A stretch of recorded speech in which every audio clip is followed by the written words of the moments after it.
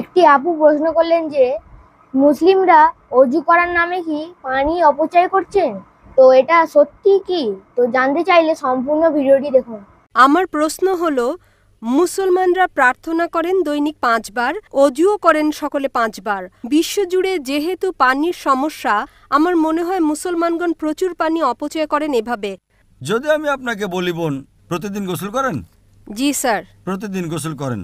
জি। অজু করার জন্য অজু আপনি 1 ঘট পানি দিয়েও করতে পারেন, 1 ঘট। ঠিক আছে। গোসলে আপনার কয় লিটার পানি লাগে বোন? কখনো মাপিনি। একটা আনুমানিক 1 বালতি তো লাগেই। জি। এই 1 বালতি পানি মানে 20-25 লিটার। তো আমি আপনাকে বলবো যে এতে অনেক পানি অপচয় হয়। তাই আপনি বোন দৈনিক গোসল না করে শুধু মাসে 1 বার গোসল করবেন, মানবেন এটা? না।